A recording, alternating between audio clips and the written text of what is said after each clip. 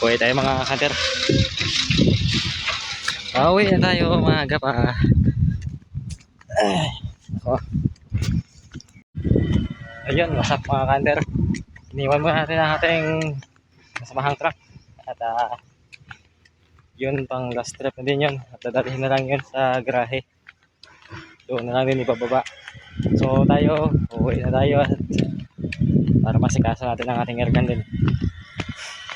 So stay tuned na lang. Malapit na ako sa bahay. Dito na kami sa trabaho sa amin. Yan. So tara, samahan niyo ako. So ayun mga ka-hunter, parang hindi matutuloy yata yung ating night hunting mamaya gamit natin ang ating airgun. Kasi sinisiro ko siya mga ka-hunter dito ako sa kahoy na to. Ang layo mga ka-hunter, tama. So tingnan nyo na lang at sana matulungan nyo kung anong gagawin ko dito sa airgun ko na to. Ang ating airgun, ginawaan ko ng kulata.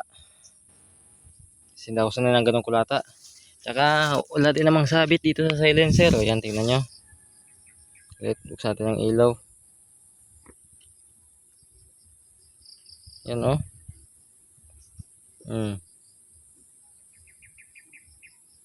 Nakikita din naman yung silencer, yung barrel.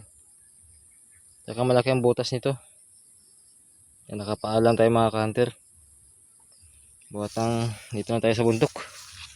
Lagyan natin mga dyan. Yan. Tapos yung ating target oh.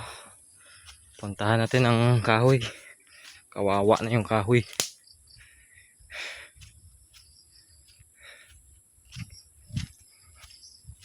Grabe mga ka-hunter. Isang box na mature na ubos ko. Wala pa. Wala mga ka-hunter oh. Ayan. Hindi ko alam kung ano yung airgun ko na yun. Shotgun ba yun o tihangin? Ayan. O mga tama niya mga ka-hunter, ang lalayo. Ayan. Kalat-kalat mga ka-hunter. So bale, ayun. Mga 15 meters lang. Ito yung pinaka groupings niya. Ayan. Ito. Wala. Mayroong mga ka-hunter minsan tatama dyan. Dyan yung bullseye. Mayroong minsan dito naman. Ganyan. Yan o. Wala mga ka-hunter. Ayan.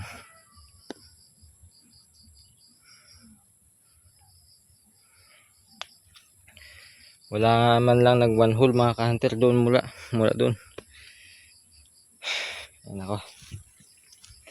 So sana matulungan nyo ako mga ka-hunter kung ano ang gagawin ko sa airgun ko na yan. Ipamamalo na lang natin ang ibon o ano. Pamimigay na lang natin. Sana matulungan nyo ako dyan mga ka-hunter. Yan ang problema ko ngayon dito sa airgun ko na to. Di pa kasi dumadating yung ating PCP na pinanggawa kay Hunter G. Iloilo. Sana makatabas na kaya doon ang ospital. At matapos mo na din yan.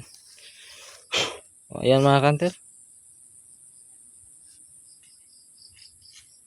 Wala din namang sabit sa silencer.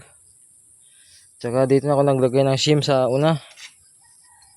Buhat ng yung tama niya kanina. Hindi na maabot ng adjuster.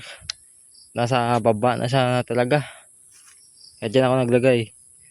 So susubukan kong ilipat yung shim yan mga ka-hunter. Kapalitan natin nga mas maliit. Pero yun nga ang problema natin, yung tama niya. Napakalayo.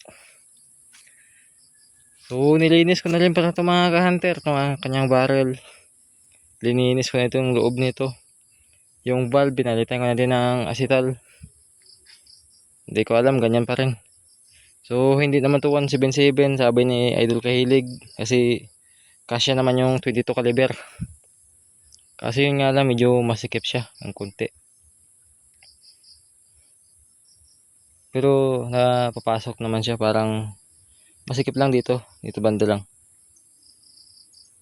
So sana mga ka-hunter matulungan nyo ko. Yan o, lubog na yung ating zero stop. So, sige mga ka-hunter, sana matulungan niyo ako sa aking problema. Anong gagawin natin dito? Ipamamalo na lang ba?